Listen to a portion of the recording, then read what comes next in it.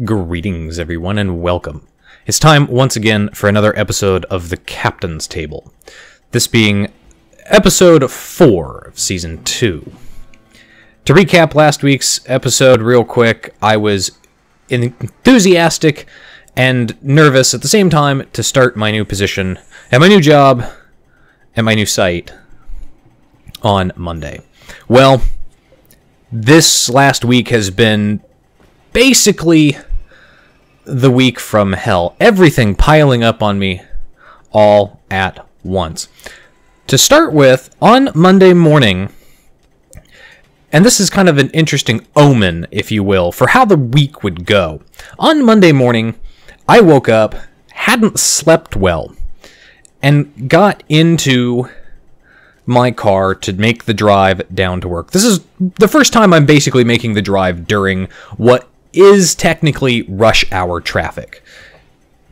Now, the apartment I live in is located on the west side of the building with a hill that it faces, and it's on the ground floor. So I don't know necessarily what the weather is doing outside by simply looking out my window.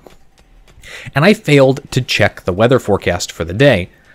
And about 5 minutes down the road, I realized I had forgotten my sunglasses. And at 9 in the morning, well, not even 9, 8 in the morning, driving eastbound, yeah, sunlight blinding me right in the face the entire way down. Not a good start to my week. But no worries, I figured I would arrive at work, I would get myself situated with a tour of the property, take an inventory, start getting familiarized with the paperwork, maybe do some new hire training related stuff, you know, the standard things, fair housing, sexual harassment, appropriate workplace conduct, stuff like that. But that didn't happen.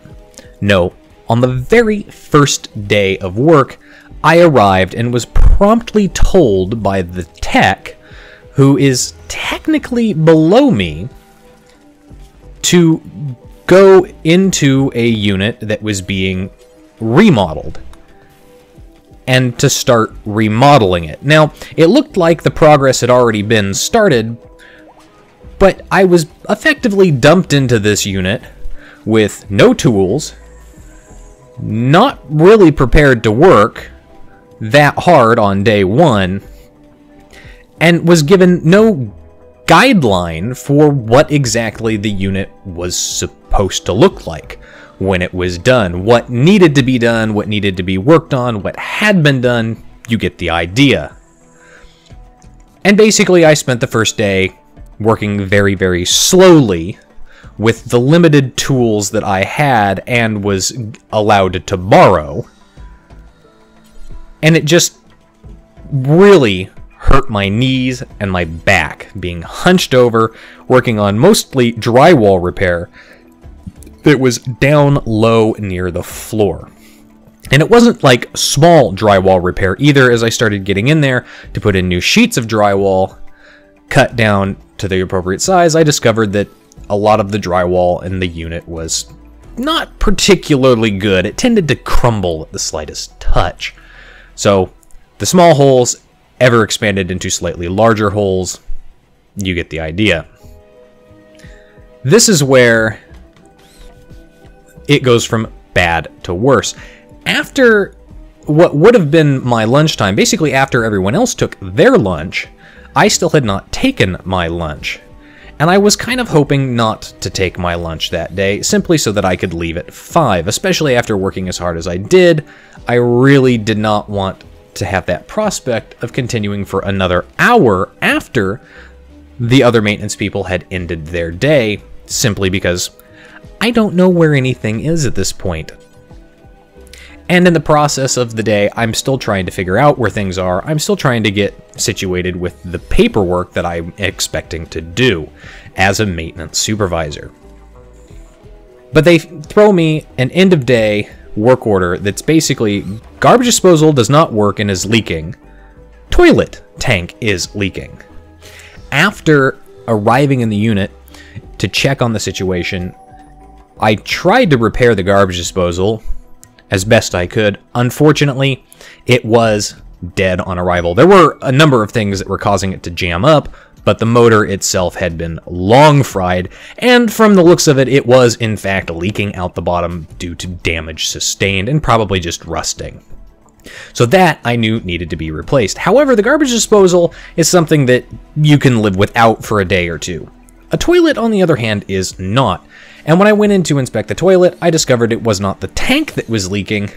It was actually the toilet itself. The wax seal that kind of forms a nice airtight, watertight seal between the toilet and the drain pipe had finally dissolved out. And so it was effectively just water everywhere. The problem was the tank itself had rusted, the bolts holding it on had rusted out to the point where I could not remove them. They had little wing nuts, and the wings on those little nuts basically just snapped right off. Plus, the toilet had to be replaced. Well, again, I'm brand new. I don't know where there are replacement toilets. I don't know tanks. I don't know where any of it is. And the last time I did a toilet replacement was 5 years ago. And I cut my finger pretty bad doing it. So I was a little apprehensive to get in on this project. But a toilet is something that needs to be done. And while I was in there, I noted that behind the toilet was a fair amount of mold. And I'm talking like, oh, there's a little bit of fuzz, growing on the wall. I'm talking like that black stuff that just creeps. So that needed to have a can of primer that's a mold killer basically laid over it in order to prevent its spread. Now, it looked like it had all dried out. It obviously an older infestation of mold there, but still had to do something. So I had to do that. All the while, the clock is ticking, and at the end of it, I had basically spent 8.5 hours on my first day, straight, no lunch, very few breaks, back-breaking work, in order to get things set up. And the toilet install itself took a little bit more effort because the flange ring that connects the bolts to the porcelain bowl itself, or enamel-covered bowl, or whatever, wasn't as in good a shape as it should have been. And so on one side, the bolts kept twisting out and basically causing me to have to restart the whole process over again every time. And that took me 3 tries just to get it on because it kept doing that. So following that back-breaking day of work, I got home, and I really was looking forward to doing nothing more than having a beer and relaxing, playing some RimWorld. Nothing stressful like World of Warships, just play some RimWorld, RTS or survival strategy, something that I don't have to really put too much effort into. I can just sit back and relax. But because I was stinky and hungry, I decided I was going to take a shower, go eat, buy some beer, and then get to it. So I plugged in my phone because it was down to 58%. And normally I keep my phone plugged in via the USB 3 charging port on my gaming rig, because the USB 3 does not work on my entertainment PC. And I plugged it in and I didn't think anything more of it. Took a shower, got out, unplugged the phone, and noted that it was only at 59%. And that's where things are a little unusual, because even in 10 minutes with the USB 3, the phone should have charged at least 4%. And it only charged 1. Nevertheless, went down, had dinner, walked all the way up to the store and bought some beer, came back home, and went to plug my phone back in again, because at this point after dinner, it was down to 48%. And when I went to plug it in again, the moment it touched my phone, I got a static shock. Physically shocked me through that USB. And I plugged my phone in, and it didn't vibrate, and it didn't have the little red light come on to indicate that it was charging. And I pressed the power button on my PC, and nothing happened. So not only did I have a first day that was backbreaking, that I wasn't expecting or anticipating, but my source of entertainment and joy died on the same day. I was not particularly pleased by this, as you can imagine. The next day at work was a little bit better, at least in terms of labor that I was doing. I had this time brought my own tools and brought my knee pads. Fortunately, the previous day I had my back brace, which was a good thing, so that I didn't destroy my back working on those projects. So because I had my back brace and now my knee pads, I was in a better position to do the work that was required. But again, I showed up on Tuesday, this time remembering to bring my sunglasses.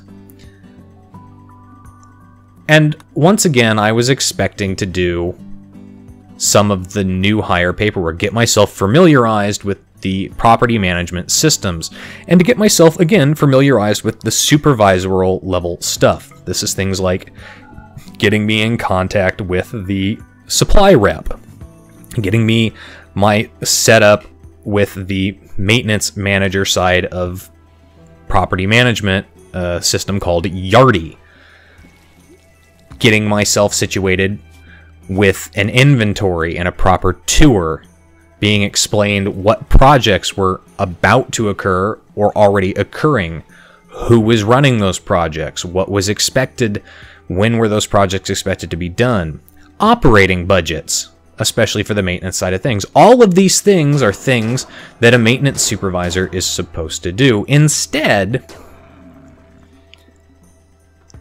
I was basically told, once again by the tech, go here, do this. And again, no paperwork, no onboarding, nothing of that nature.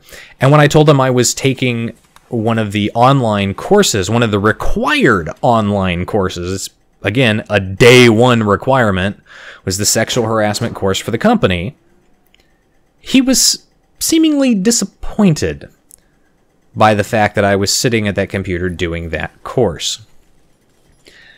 And after I was done with it, I was told by him not to worry about doing the other stuff. And I was told kind of by the manager too, not to worry about doing the other stuff.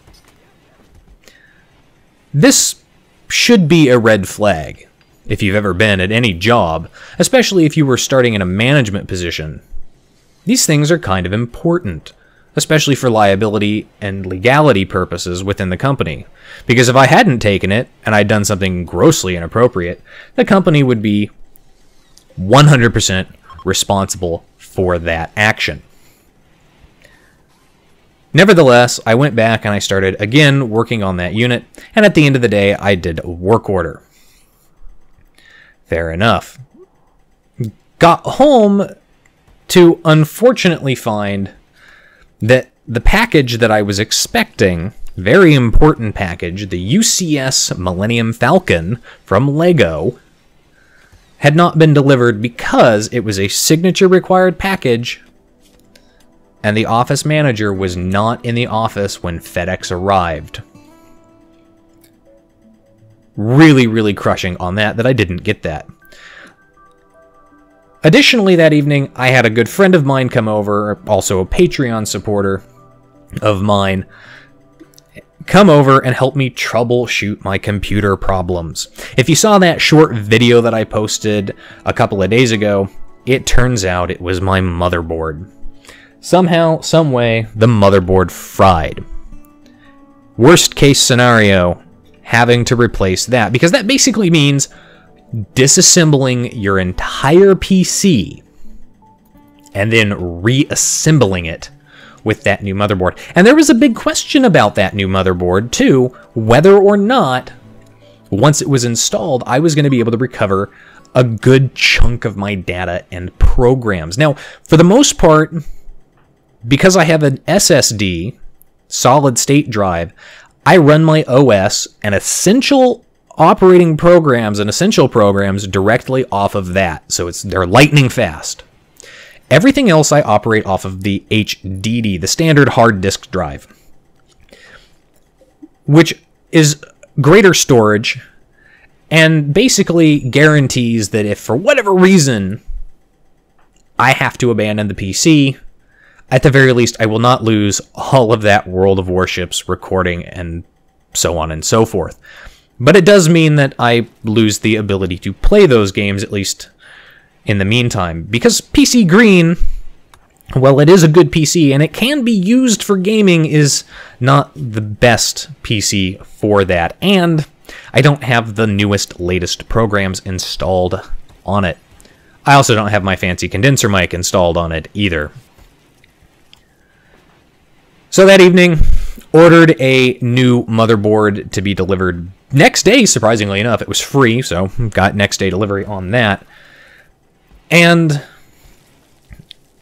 went to work on Wednesday morning. A little bit hungover because I was still kind of depressed about the whole situation and having to buy a new motherboard and having to buy a new case because I damaged the old one. Plus, at the same time, when I went to order the motherboard, I noticed that I had apparently forgotten that I had actually ordered 32 gigs more RAM to basically bump up my total RAM on the PC to 64 gigabytes, the maximum that the motherboard can support. And I had had it delivered to my previous employer, and it was delivered on the day they let me go. I just could not catch a break when I found that out. And it was expensive RAM, too. If you've looked at any PC pricing, right now, RAM is one of the most expensive things on the market for reasons unknown. Additionally, when I went to order the motherboard, I couldn't simply order a direct replacement to the motherboard I had. No, they don't make that motherboard anymore because it's a generation out of date. Well, sort of. It's a Z170. I was forced to order the Z270. So I got that instead. Fortunately, the same chipset on it as the 170, and it supports my CPU and everything else. Fits into the standard case that I like to order. On Wednesday, I went to work, and once again, basically just got dropped in, or, well, didn't necessarily get told what to do, so much as I just went back to the unit that I was in the process of rehabilitating, while simultaneously trying to get my bearings on the property, looking around the property, seeing where things were, what was where. And at this point, I was feeling pretty exhausted just from the beginning of the week, and was looking forward to Thursday. Thursday was the new hire orientation at the corporate office, basically all the onboarding, plus an asbestos class that is required, especially for my property, because that property is a 1968 build. So that means asbestos siding, asbestos insulation, asbestos popcorn ceilings, asbestos roofing, pretty much asbestos everywhere. Not a fun situation. Thursday was actually okay, because the new hire training started at 9:30. It was 10-minute drive closer than work, which meant that I could stay up a little bit later, I could leave a little bit later and get down there. And the new hire training let out a little bit early, which was nice. So that meant that I got to go home early, because there was no point in driving down and spending what was effectively an hour at the end of the day to do really not much. On Friday, I arrived at work, and once again was now more directed for what paperwork and documentation I needed to find, what I needed to do to start getting set up as a maintenance supervisor. And really, I should have noticed this on Wednesday, but Friday morning I really did notice it.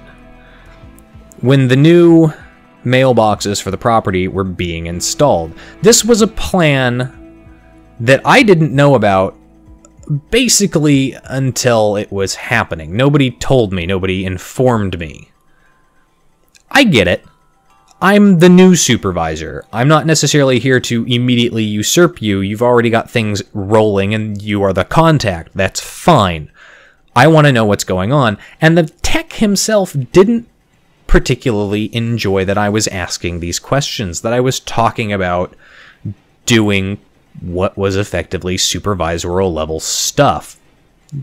Fleshing out the maintenance backlog of work orders, figuring out what were duplicates and deleting them out of there, consolidating, getting a plan of action. He seemed rather irritated that I was talking about that and not just working my ass off finishing the remodel in that unit. And when I talked to the manager about it on Wednesday, casually dropping mentions, I got very similar kind of annoyance out of her, which was, yeah, we don't really want you to focus on that. Don't worry about it. So on Friday, I went back and I started. Mostly, I started going through getting myself situated for the maintenance supervisor position, specifically contacting people at corporate to get myself set up with maintenance supervisor access to Yardi, with understanding the remote clock in, clock out option ability that I have. Going from there, starting to look for the important documentation that's necessary for the property to legally function, and again, getting situated. And at 2, I decided I was going to go ahead, and this is right after I had taken a 45-minute lunch, that I was going to go ahead, I was going to start knocking out some of these work orders, specifically a fairly large ticket work order. They had a lot of different things on it. And I walked into the leasing office, and I saw the tech there, and I asked him about it. I told him, hey, I'm going to go do this work order, but I noticed that you have already picked it up. Because he had an earlier version already picked up in progress. And I wanted to know what had already been done, what the holdup was on it, before I just go in there and start doing things. He kindly informed me that, yes, he was waiting for a few things to come in, they've arrived, and he'll get around to it, and then they wanted to talk to me. 3.5 days on site, and they let me go. Why did they let me go? Their words were, you're just not a good fit for this property. You do good work, but you're not fast enough. You're really slow with things like the drywall and the remodeling and the toilet replacements. Well, I've only done one toilet replacement since I've been here, and that was my first day. I didn't know where anything was. I didn't have tools. Yeah, I'd like to drop you into that same situation and see how fast you figure it out. Plus, I was working slower so that I could get situated and figure out what is going on the property. I thought I was hired as a maintenance supervisor. But in reality, what they really wanted was not a maintenance supervisor. What they wanted was a contractor to come in and basically just do the remodels, do the heavy labor. So I got to end my 1-week whirlwind at that location with 3.5 days on site, trying to get situated as maintenance supervisor, only to be let go because I wasn't doing the contractor style work, the remodeling, and the heavy labor quickly enough.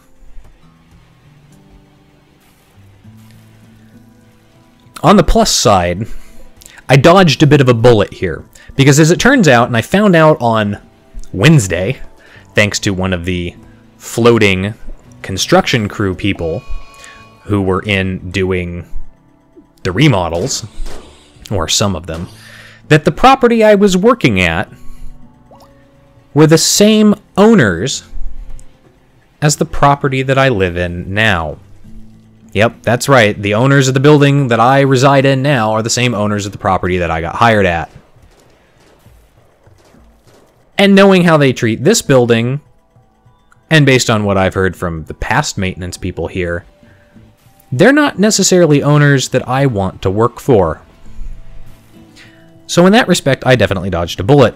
But now I have this problem. You see, I don't know what my employment status is at this point, other than the fact that I no longer have a site to go to. So, since Monday is a holiday, and HR is out of office on that day, I'm going to have to email them on Tuesday and ask them and level my complaints about the whole situation. Being let go because you're not working out in the first week is very unusual, especially if it's a new employee who's not used to the company or the property or the position, especially if the employee is hired for one position and then expected to do work in another position that is technically, yes, part of the job description, but it's not the only part of the job description, and there's already people there doing that work. So I'm going to have a conversation with HR on Tuesday. And, in the meantime, on Monday, I'll be putting out my resume once again to all of the places because, guess what? The entire city is hurting for maintenance people. So, if the current company does not want to keep me, or does not treat me with a level of respect when I talk to them, I'll simply tell them to go fuck themselves. And I'll go find a new employer. Fortunately, I'm not hurting for cash right now. I did not sign a lease to move, which was a good thing. I also did get my tax refund. And unless my last site fucks me over on pay, which they may very well attempt to do, instead of paying me what they said they were going to pay me, they decide to drop it and pay me way less, which, if they do, I'll bring it up with HR again about it. I fortunately have enough money to continue to survive for another month. But now things are really in a crunch time. If I want to move, I need to find a new job, and then immediately find a new apartment, because my lease is up in just under a month and a half from now. And I really don't want to re-sign a lease at this location, and I really don't want to pay a month-to-month cost at this location.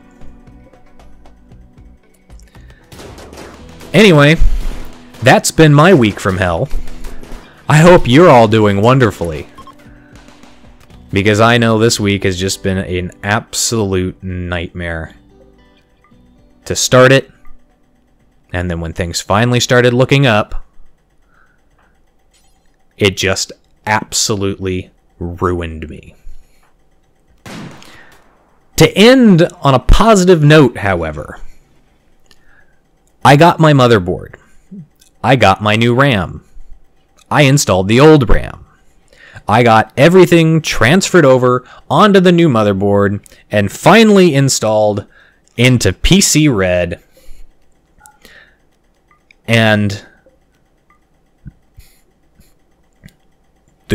one concern that I had when I went to turn it on would be, will I have to reinstall my operating system? Will I have to wipe that SSD and completely reinstall the OS and go through the process of doing the Windows updates, getting the special update hotfix to avoid it sitting there for hours trying to find them all? Would I have to go through that hours-long process again? And then would I have to go through and reinstall a bunch of programs? Because even though their data is stored on the hard disk, they still have to operate through the OS. But I got lucky.